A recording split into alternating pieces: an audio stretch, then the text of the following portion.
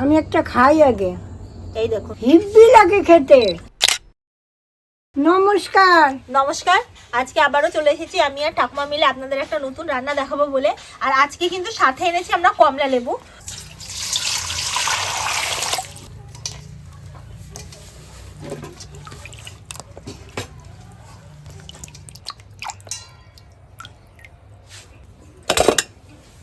এই কমলা লেবু দুটো দিক এখন কেটে নেব। সুন্দর করে কেটে নেব কমলা লেবুর খোসাগুলোকে, একটু হালকা বড় বড় সাইজ করে কাটবো।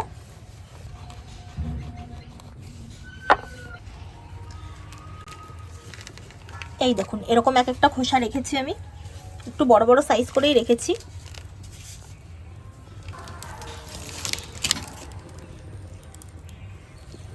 কড়াটা এখন বসিয়ে দিচ্ছি, 1 মগ জল দিয়ে দিচ্ছি।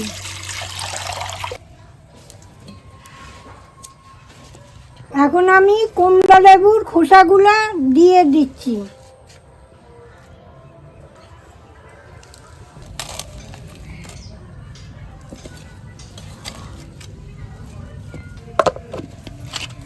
এবার একটু ঢাকা দিয়ে দিচ্ছি, খুলে দেখি কতদূর হয়েছে।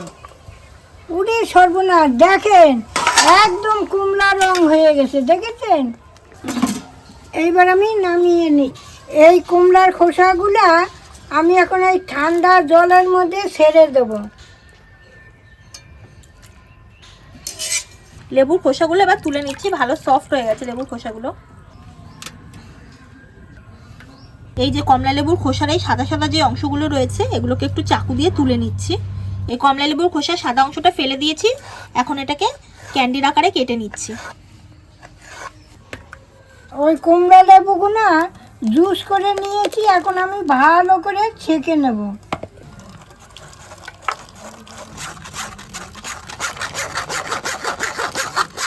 এই দেখুন, গাঢ় গাঢ় কমলা লেবুর রসটা আমি এখন দিয়ে দিচ্ছি, সব দেব না।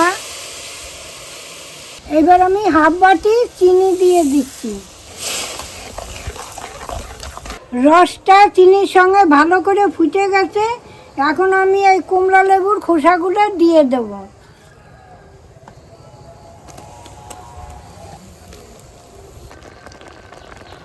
এখন হয়ে গেছে, আমি নামিয়ে নিচ্ছি। এবার একটু এটা ঠান্ডা হোক, তারপরে আমরা এগুলোকে থালায় একটা একটা করে মেলে দেবো।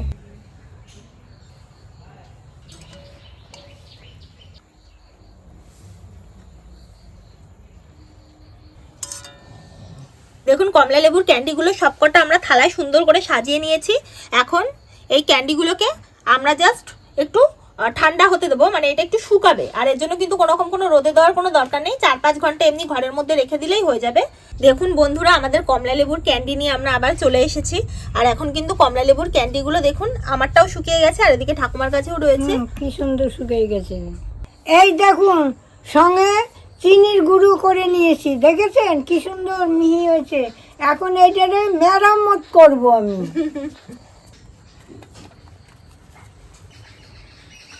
বয়ম ভরে রেখে দেব, খাওয়ার পর একটা একটা করে খাবো আমি। দেখুন, আমাদের ক্যান্ডিগুলো একদম ভালো করে চিনির গায়ে লাগানো হয়ে গেছে। কতগুলো ক্যান্ডি হয়েছে। আমি একটা খাই আগে। এই দেখুন, লেবু লেবু গন্ধ, লজেন আছে না একরকম, হিব্বি লাগে খেতে।